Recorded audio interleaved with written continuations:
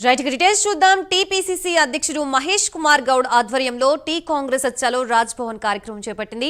గౌతమ్ అదానీపై వచ్చిన ఆర్థిక అవకతవకలపై జేపీసీ వేయాలని డిమాండ్ చేస్తూ చలో రాజ్ భవన్ కి కాంగ్రెస్ పిలుపునిచ్చింది. ఈ సందర్భంగా నక్లెస్ రోడ్లోని ఇందిరాగాంధీ విగ్రహం నుంచి రాజ్ భవన్ వరకు ర్యాలీ చేపట్టారు. ఈ కార్యక్రమంలో సీఎం రేవంత్ రెడ్డితో పాటు డిప్యూటీ సీఎం బట్టి విక్రమార్క, ఏఐసీసీ ఇన్ఛార్జ్ దీపాదాస్ మున్షి, మంత్రులు, ఎమ్మెల్యేలు పాల్గొన్నారు.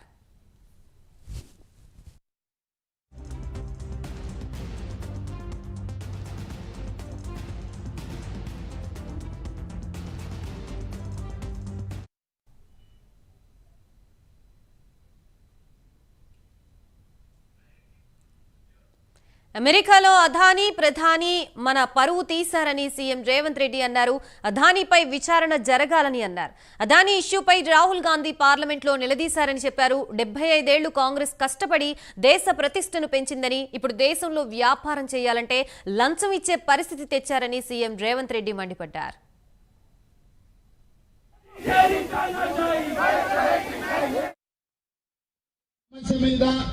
ప్రభుత్వం దృష్టికి తీసుకెళ్లడానికి లేదా ప్రభుత్వం మనం తీసుకెళ్లే సమస్యల్ని పరిష్కరించకపోతే నిరసన తెలుపడము, రాస్తా రోకో చేయడము, ధర్నా చేయడము, లేకపోతే చట్టసభల్ని స్తంభింపజేయడము చేస్తాం.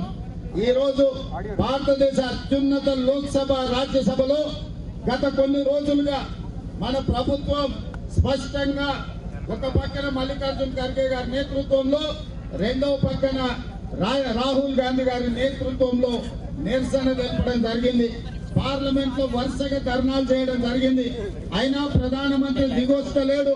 ప్రధానమంత్రి గారు ఎవరేమనుకున్నా సరే, ఈ దేశం ఎక్కడ పోయినా సరే, ఈ దేశాన్ని అదానీ మొత్తం అదానికి వ్యతిరేకంగా జేపీసీ చెయ్యను అని చెప్పి ఈ రోజు ప్రధానమంత్రి కాబట్టి విధి లేని పరిస్థితుల్లో తెలంగాణ రాష్ట్ర ముఖ్యమంత్రిగా ఈ రోజు శాసనసభ సమావేశాల నుంచి సరాసరి ఈ ధర్నాలో, ఈ పాదయాత్రలో, రాజ్ భవన్ ముట్టడి కార్యక్రమంలో పాల్గొనాల్సిన పరిస్థితి వచ్చింది. గత కొన్ని సంవత్సరాలుగా పాదయాత్ర సందర్భం నుంచి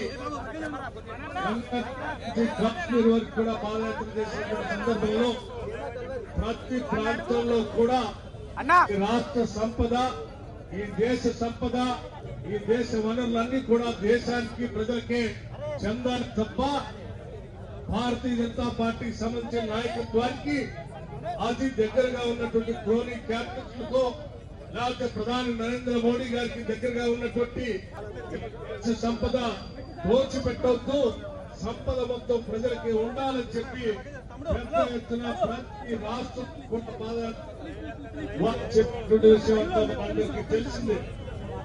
గత కొన్ని సంవత్సరాలుగా దేశ సంపద మొత్తాన్ని కూడా నరేంద్ర మోడీ గారి ఆశతో అదానీ గారు దోపిడీ చేస్తున్న వైనాన్ని